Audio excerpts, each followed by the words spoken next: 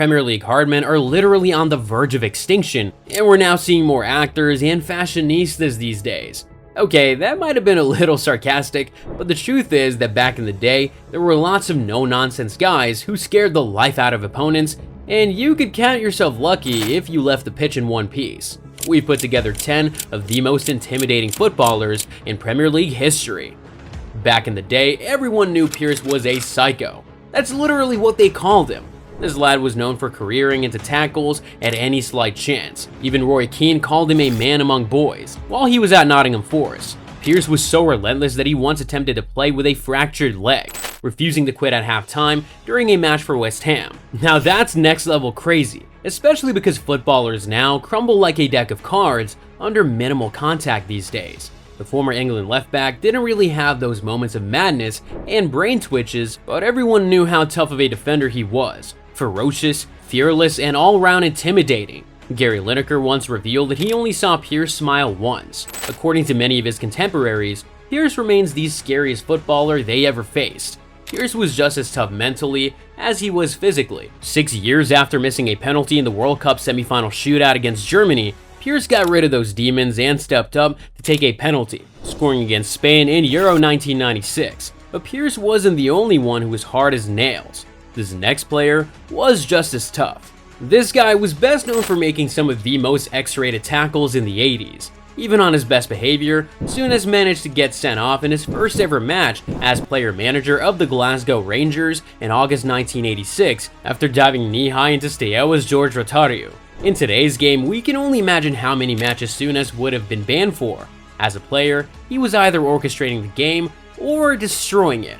One time he was booked straight from the kickoff, following a crude and late challenge on Billy Kirkwood. And later in the first half, he saw red for raking his studs down the back of George McCluskey's leg during a 21-man brawl. At Liverpool, Souness broke the jaw of Dinamo Bucharest skipper Lika Movila. And guess what? He described it as the best punch of his life. Razor Ruddock, who was another scary footballer back in the day, revealed that when he played against Graeme Souness for Tottenham and Paul Miller's testimonial back in the 80s, Souness grabbed him around the throat after he kicked someone. Ruddock would then say that he was lucky to have someone come to his rescue that day, and that he'd surely remember the incident for the rest of his life.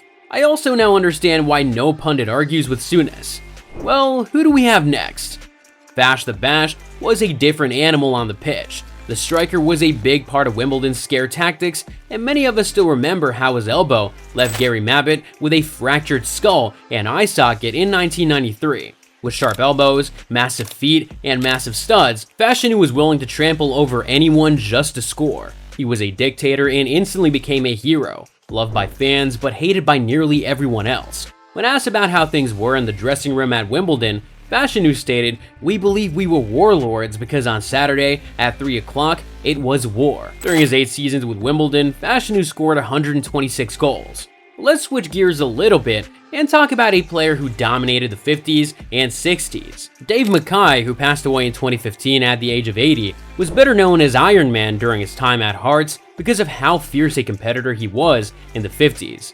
9 years at Spurs followed, and Mackay would become known as the heartbeat of Tottenham Hotspur's most successful team ever. As a member of the Spurs double winners in 1961, Mackay was tough, however, he wasn't dirty. According to the Premier League legend, "If some guy whacked me, I would whack him back, but I always stood up to the bullies." We best remember Mackay for producing one of the most iconic images in football. In this wonderful photo right here, we see Mackay angrily grabbing Billy Bremner by the throat after the Leeds man had gone into a tackle targeting Mackay's left leg. It's crazy because Bremner was meant to be a hard man. He was a bully back in the day. After the incident, Mackay said that Bremner never bothered him again. There were rumors that Vinnie Jones once named Ball as his most fearsome opponent. Although Ball burst onto the scene during his time with Portsmouth, it was at Sunderland that he earned his hardman persona. Ball won the Player of the Year award twice with Sunderland and also captained the team. He was an all-action midfielder who loved tackles more than anything else. But the good thing about Ball's game, either as a defender or as a midfielder, is the fact that he was genuinely hard. Not nasty, but not everyone might agree with that because of that one insane challenge on Blackburn's David Dunn later on in Ball's career. But I'm pretty sure we can all agree that this next player was one hell of a monster. Terry Hurlock was a different breed on the pitch, which is why he earned the nickname Warlock. One time in his career, when he was asked what he was going to do to Vinnie Jones, an angry Hurlock responded by ripping a pub door out of a wall, leaving his teammates in shock.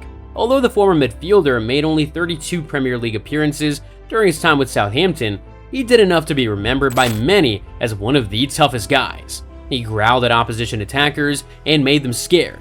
Hurlock never shied away from tackles. Rather, he enjoyed them and even supported his teammates who got sent off for rough tackles. David Beckham said that he kept away from Hurlock as much as possible.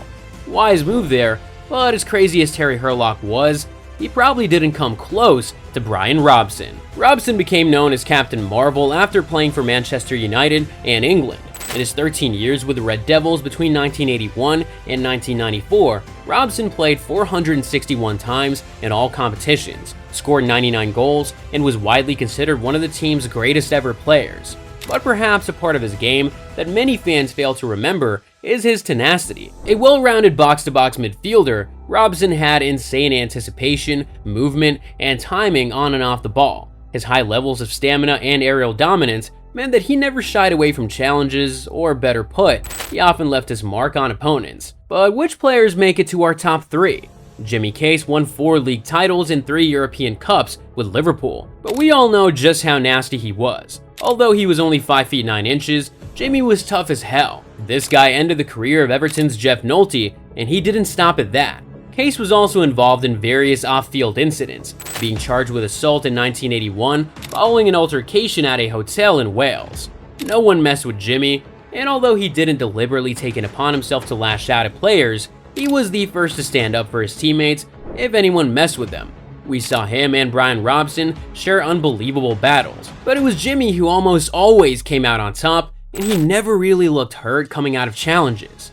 But let's take a trip back to the 80s and see if we missed out on anyone. Billy Whitehurst played for Hull, Newcastle, and Sheffield United, and without a doubt, he was one of the scariest guys on the pitch. Big Bad Billy was described by Vinnie Jones as the hardest footballer ever. This guy legit preferred to smash defenders rather than score goals as a striker. Even Martin Keown described Whitehurst as a lunatic. His robust style of play scared the life out of opponents, and it is safe to say that Billy could have been a bare-knuckle champion. If you won a header against him, he would literally want to rip your head apart, and when he wasn't playing on the pitch and you did something to his teammates, he would come after you and probably rip your shirt just like he did to Neil Ruddock.